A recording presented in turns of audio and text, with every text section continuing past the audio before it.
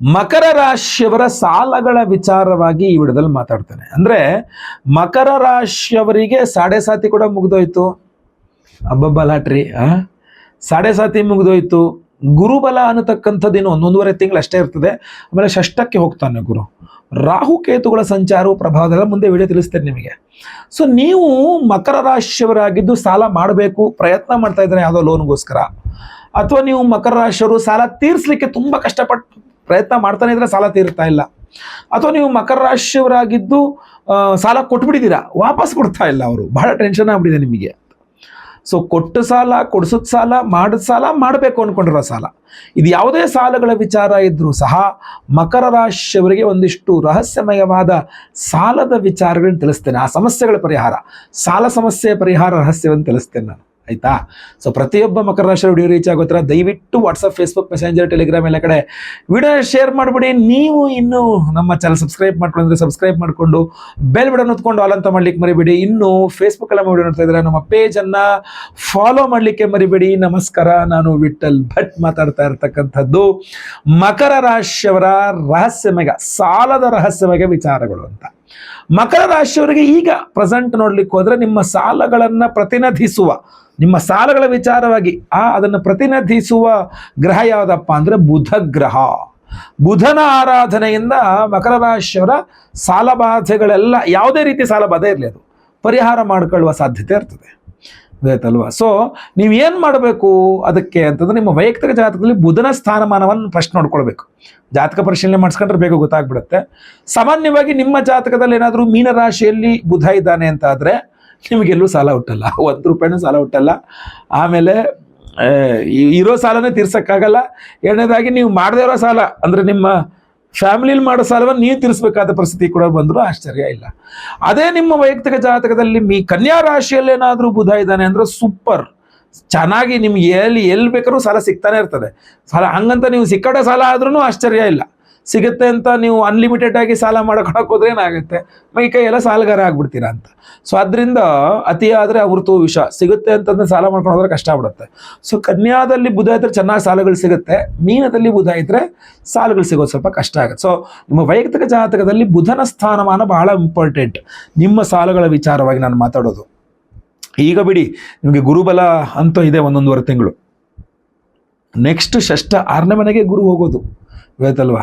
ಮೇ ನಂತರ ಅದರ ಬಗ್ಗೆ ರಿಲೇಟೆಡ್ ವಿಡಿಯೋ ಮಾಡ್ತೇನೆ. ಈಗ ಬುಧನ ಆರಾಧನೆಯನ್ನು ಶುರು ಮಾಡ್ಕೊಳ್ಬೇಕು ನೀವು, ಸಾಲಗಳ ಸಮಸ್ಯೆ ಪರಿಹಾರ ಆಗಬೇಕು ಅಂದರೆ.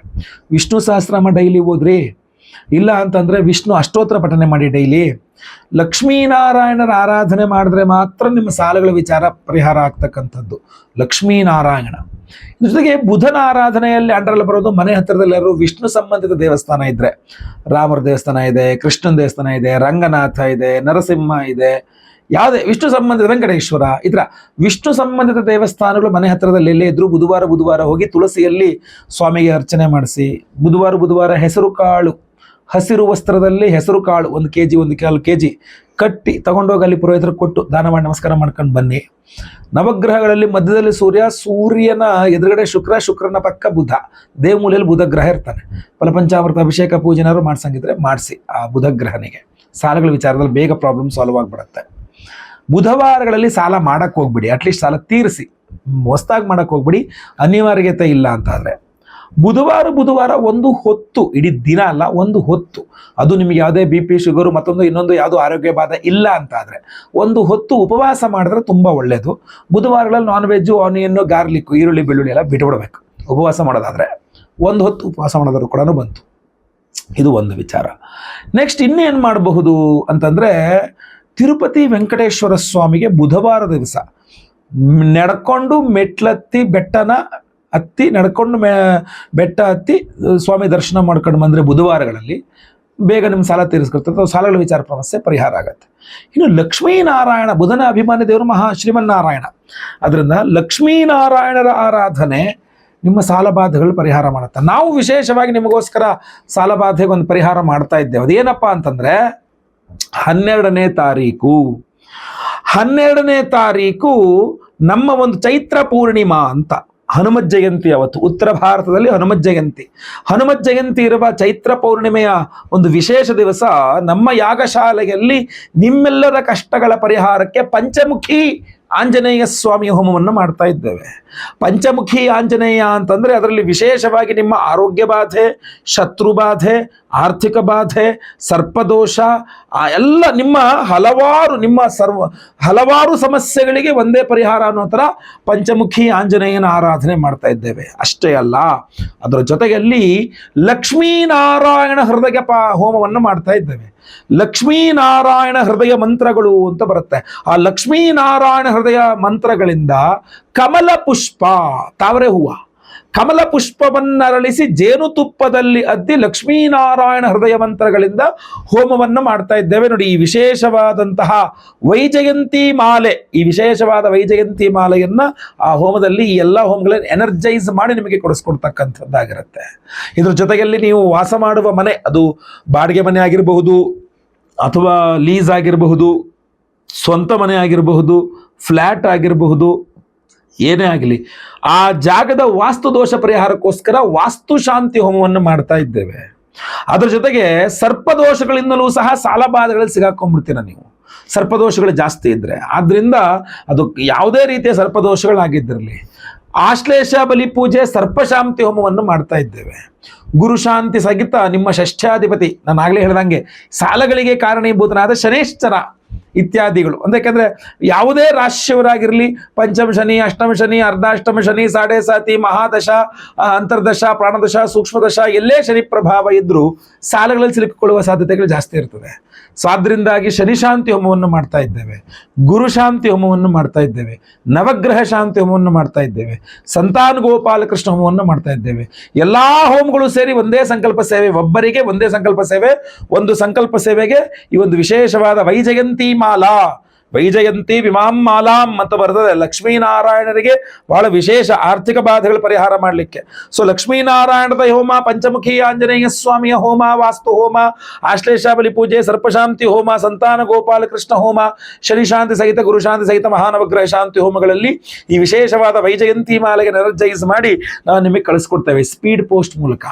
ಲೈವಲ್ಲಿ ನಿಮ್ಮ ಹೆಸರು ಸಂಕಲ್ಪ ಆಗುತ್ತೆ, ಎಲ್ಲ ಹೋಮ ಲೈವ್ ನೋಡ್ತೀರಾ, ಪ್ರಸಾದ ಸ್ಪೀಡ್ ಪೋಸ್ಟ್ ಅಲ್ಲಿ ನಿಮಗೆ ಕಳಿಸ್ಕೊಡಲಾಗುತ್ತೆ. ಸ್ಕ್ರೀನ್ ಮೇಲೆ ಕಾಣುವಂಥ ನಂಬರ್ಗೆ ನಿಮ್ಮ ಹೆಸರು, ಗೋತ್ರ ಗೊತ್ತಿದ್ರೆ ಗೋತ್ರ, ನಕ್ಷತ್ರ ಗೊತ್ತಿದ್ರೆ ನಕ್ಷತ್ರ, ನಿಮ್ಮ ರಾಶಿ ಹಾಗೂ ನಿಮ್ಮ ವಿಳಾಸವನ್ನ ವಾಟ್ಸಪ್ ಮಾಡಿದ್ರೆ ಆಯಿತು. ಬಹಳ ವಿಶೇಷವಾದಂತಹ ಈ ಕರ್ಮಾಂಗದಲ್ಲಿ ಶೀಘ್ರಾತಿ ಶೀಘ್ರ ಬೇಗ ನಿಮ್ಮ ಹೆಸರನ್ನ ಸಂಕಲ್ಪ ಸೇವೆಗೆ ಕೊಡಿ. ಎಲ್ಲರಿಗೂ ಸಹ ಒಳ್ಳೆಯದಾಗಲಿ. ಈಗ ನಾನು ಆ ವಿಶೇಷವಾದ ರಣಬಾಧಾ ನಿವಾರಕ ಲಕ್ಷ್ಮೀನಾರಾಯಣ ಅಷ್ಟಕ ಸ್ತೋತ್ರವನ್ನು ಹೇಳ್ತೇನೆ. ಪ್ರತಿದಿನ ಅದನ್ನು ಶ್ರವಣ ಮಾಡ್ತಾ ಇರಿ, ಖಂಡಿತವಾಗಿ ಸಾಲಬಾಧೆಗಳೆಲ್ಲ ಪರಿಹಾರವಾಗಲಿ, ಒಳ್ಳೆಯದಾಗಲಿ. ಮುಂದಿನ ದಿನದಲ್ಲಿ ಮತ್ತೆ ಪುನಃ ಸಿಗ್ತೇನೆ. ಎಲ್ಲರಿಗೂ ಸಹ ಒಳ್ಳೆಯದಾಗಲಿ. ಲೋಕ ಸಮಸ್ತ ಸುಖಿನೋ ಭವಂತು. ನಾರಾಯಣ ನಾರಾಯಣ ನಾರಾಯಣ. ಓಂ ಲಕ್ಷ್ಮೀನಾರಾಯಣಾಭ್ಯಾಂ ನಮಃ. ಓಂ ಶ್ರೀವತ್ಸಾಂಕನಮಸ್ತುಭ್ಯಂ ಪದ್ಮಾಲಯ ನಮೋ ನಮಃ. ಲಕ್ಷ್ಮೀನಾರಾಯಣ ಸ್ವಾಮಿನ್ ಸರ್ವಾಭೀಷ್ಟಂ ಪ್ರಯಚ್ಛ ಮೇ. ಓಂ ಪದ್ಮಪತ್ರಾಯತಾಕ್ಷತ್ವಂ ಪದ್ಮಹಸ್ತಾತ್ವಯಾ ಸಹ ಧರ್ಮಾರ್ಥಕಾಮಮೋಕ್ಷಾಣಾಂ ದಾತಾ ನಿತ್ಯಂ ನಮೋಸ್ತುತೇ. ಓಂ ಕೌಸ್ತುಭಾಲಂಕೃತವಕ್ಷಃ ಶಂಖಚಕ್ರಗದಾಧರ ವಿಷ್ಣೋ ಪ್ರಪನ್ನಂ ಪಾಲಯ ಮಾಂ ಭಕ್ತ್ಯಾ ನತಂ ಸದಾ. ಓಂ ಕೌಸ್ತುಭಾಲಂಕೃತವಕ್ಷಃ ಶಂಖಚಕ್ರಗದಾಧರ ವಿಷ್ಣೋ ಪ್ರಪನ್ನಂ ಪಾಲಯ ಮಾಂ ಭಕ್ತ್ಯಾ ನತಂ ಸದಾ. ಓಂ ಹಿರಣ್ಯಗರ್ಭಸಂಭೂತ ತ್ವಂ ದೇವ ಕಮಲಾಲಯೇ. ಯುಕ್ತೌ ಯುವಾಂ ಜಗನ್ನಾಥೌ ನಮಾಮಿ ಹೃದಯೇ ಸದಾ. ಓಂ ಸರ್ವಸಂಪತ್ಕರೀ ದೇವಿ ಸರ್ವಪಾಪಹರೋ ಹರೀಃ. ಯುಗ್ಮೇನ ತೇ ನಮಸ್ತುಭ್ಯಂ ಶರಣಂ ಮೇ ಭವಾಚ್ಯುತ. ಓಂ ವೈಕುಂಠವಾಸಿನ ಓಂ ವೈಕುಂಠವಾಸಿನಾಥತ್ವಂ ವೈಭವಪ್ರದಾಶ್ರಿಯ. ಅನಾಥನಾಥ ಸರ್ವೇಶ ಮಾಂ ರಕ್ಷ ಸತತಂ ಪ್ರಭೋ. ಸತ್ಯಂ ಜ್ಞಾನಮನಂತಂ ತ್ವಂ ಶುದ್ಧಂ ಬ್ರಹ್ಮಸ್ವರೂಪಕಂ.